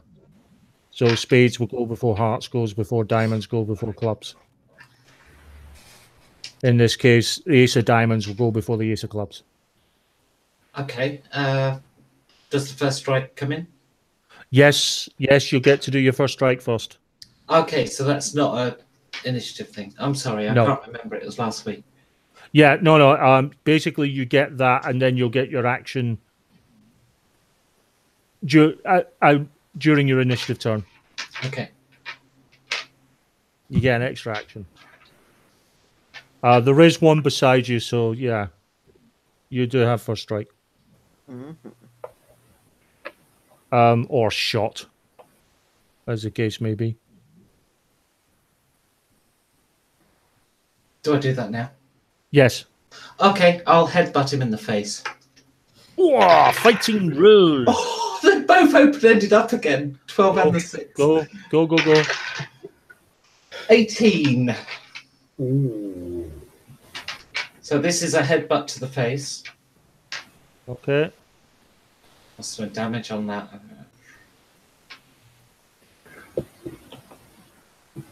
I don't know what to roll for damage for a headbutt. Give me. We'll just call it strength plus D4. What did you actually? What was your total roll? For the 18 fighting, extra D6 is hit with a raise. 9. Okay, you kind of knock him back. He's still Okay. up and running, but you knock him back. At least. Question on ambidextrous. Does that allow me to attack both-handed, or is that a different skill? No. What it means is you can use either hand. Okay. You still have the -2 If I use both at once. multi-action penalty if you use both at once. If you take both ambidextrous and two-fisted, you can actually do the full John Woo. Okay. No, now I know. That's fine. Yeah, so you want the full John Woo, you need them both. Right, so it's them. So first of all, that guy you just headbutted needs to make a spirit check because he was shaken. And he has not succeeded, so he can't actually act. The other 2, however, are able to attack.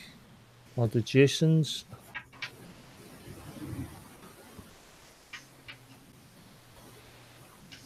Yeah. I'm just going to give up now. Basically, yeah, Jason's guy swings and completely misses and damn near face plants himself. I rolled another 1. What is this with you in prayer? Stop fleecing my guys. And the one who attacked Phil just swung and missed. Ooh. Right, so Becky, back to you. Okay. This is your actual action now. All right, so taking a swig of my wine, I point the Mauser at the one that's attacking Phil. Okay. And empty 3 shots into him. Right, so the way it works is you roll 3 fighting dice plus your wild, and you can replace one of your fighting dice, one of your shooting dice, with your wild if it happens to miss. Okay. 10, 10, 8. Yeah, that's hit with a raise, hit with a raise, hit with a raise. So the damage for the Mauser is 2d6 plus 1. right. So it'll be 3d6 plus 1. You're going to roll them individually because you're firing 3 bullets. So 3d6 plus 1 3 3d6 plus times. 1, 3d6 plus 1, and 3d6 plus 1. Do them as individual damage. 10. Okay. Second one. 15. And remember, if any of them ace, you add it on. 20. So 10, what was it, 15 or 16? And then 20. 20. Did any of those dice ace, by the way? Yes. Yeah, you roll again and add them on to the damage. I did. Right. So, yeah, he's very dead. He pretty much, he almost died from the first shot. He certainly died from the second one. The third one was the definition of overkill. No, what I did then is I shot him, hit him again, and then his body was flung into the air, and then I shot him again through his entire body, anus first. Hot lead in the ass. Wow. So, next to act is Phil. Oh, okay. After just not aim now to swing the gun, bring it to bear on someone else, and take a shot at one of the others. Is the one still attacking Jason? Right. There's the one that down there face planted himself, who dropped his sword last round and face planted himself this round, and you've got the one that Becky headbutted. Okay, I'll shoot the one that Becky headbutted because the one on the ground is going to be sort of less of a problem, and we might want to question somebody as well. I'd assume. Okay. So I'll shoot the one that's staggering back with the face Right. full of food. What's the rate of fire? 1. One, so it's just one shot. That's a 7. That's a hit. It's not a hit with a raise, so just normal damage. Just normal damage. That's a 7. Yeah, you kind of wing him. He's, you don't really do anything to him. It's kind of, cuts through the cloth. And Jason. So I'm gonna sort of move away, keep sort of muttering the Hail Marys, preferably to somewhere near a table, so I can sort of duck behind, and I'll start preparing one of my homemade grenades. Okay, I'll allow that, considering the guy really can't follow you because he face planted himself. So next turn, Jason, you have a queen. Ooh. King for Becky. 2 for Phil. Oh, this is what I like to see in life. I got a joker. Oh. But before I consider that, Becky, you still have first strike, and that guy you headbutted is still within range. Yeah, I'm going to toss the wine bottle at his head. That's going to be throwing. Oh, shit. Now, I'll tell you what, I'm going to jump down off the table to head towards the far one and hit him with the wine bottle on the way. Okay. So that's fighting, yeah? Yeah. Much more my skill. 9. Yeah, that's a hit. It's not a hit with a raise, normal damage. Okay. Oh. Down. And that's It's gone. strength plus D4, yeah? Yeah. Okay, 9 damage. Yeah, he kind of staggers back and he's like, "What the hell?" That was the one you headbutted, wasn't it? Yeah. Yeah, he drops. So the only one left now of the 4 that originally came in is the one who basically sort of tripped and face planted himself. Because you've taken care of the other 3, which makes my joker almost. You do hear a noise outside the room. You can tell that the monks are ready. They're certainly ready for you if you come out, and it sounds like they're about to come in. You don't hear voices; you just hear movement. Okay. And they're ready to come in. But it goes back to, fun enough, such a waste of a joke of that, but there's nothing really I can do. I'm back to Becky. I put 3 shots through the door. Okay. The door's slightly open, so you know if you're shooting it into the door, that's one thing. But if you're shooting it into the opening, there's always the chance you might hit one. I figure the bullet's not going to stop in the door, is it? It's a big. I mean, we're talking monastery, so we're talking big old thick wooden doors here. Fair comment. Okay. In that case, I mean, the door is reasonably ajar. I mean, you could, sort of shoot into the void, as it were. No, I tell you what I'll do. I'm going to go up to the door. I'm going to hold it open and wait for a grenade to fly through. Whoa! If I do have enough action left at the end of that, I'll kill the other guy. No, that's pretty much. Well, you could. I mean, you could do a shot, but it would be at -2 because your multi. I'll take that. Okay, go for it. Okay, I'll use 3 bullets because why the hell not? Right. So again, 3 shooting die and you're wild.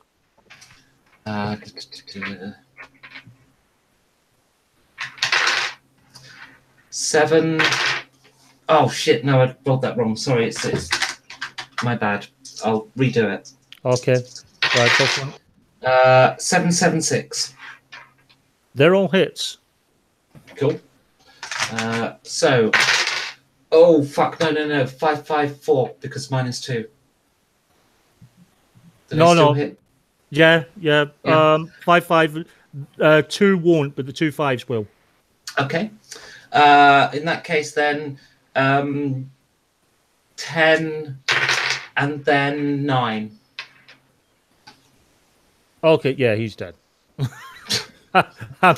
I'm not arguing at this point. I did put 1 bullet into the back wall, though. I'm quite ashamed of myself. Right. So next up is Jason. So I look to shoot and go, not the door, you imbecile, and I throw a grenade up to the roof and say, shoot the ceiling. What? Ooh, interesting. Right, so you're throwing the grenade straight up. Yeah. Yeah, give me a throwing roll. It's throwing, folks. He's got to throw. Okay, yeah, 6 on the wild die. That's what you get. 8. Did you take throwing? I didn't. No. Okay, remember -2 on that. Oh, so still with the wild die as well. Okay, so it'd be a 6 then. 6, yeah, it's enough. Oof. That's one of those ones where you really don't want to fail. No. I don't understand. No, you want us to shoot it? You want someone to shoot it? Mm-hmm. The only people in the room. Right. The only person left with an action this turn is Phil. I might have a go at shooting this thing because otherwise it's just going to come down amongst us. Right. Yeah. You're going to be at -4 because this is precision firing, and you're already at -1. Yeah. So this is -5 on this. Oh, it's true. Well, that's all over then, isn't it? Really. You need to ace. We're going to get a grenade fall amongst us, so everyone duck. You need an ace. Which I've got a 4. So we'll Benny that. Yes, I thought you might. Oh, I did. I got a 10. Roll. Go for it. My boy. Oh, 19. 19 minus 5. 40 is still. It's still hit. Yeah, it's still hit with a raise. Benny. Right. Roll your damage. It's hit with a raise for an extra d6 damage, please. Extra d6 damage. Hit with a raise. So that's 10 plus 1, isn't it? Okay, yeah, so that's 11. Okay. And there is in the ceiling a huge, massive explosion. Tune in next time, guys, to find out what happened next. Oh, you English and your turns of phrases shoot the ceiling. What's that one supposed to mean? My intention was because I assumed that there'd be way more of them coming through the door, so the only way out is up, and Phil shooting the ceiling gave me an idea. Oh, I see what you're saying. Yeah. Find out next time whether our intrepid heroes have blown their way to freedom or blown all chance of freedom. Well, I think we know why Da Vinci's notes are lost now in the modern world. I thought it was because his cousin gave his notes to the Catholic Church and they destroyed them, but apparently it was Jason.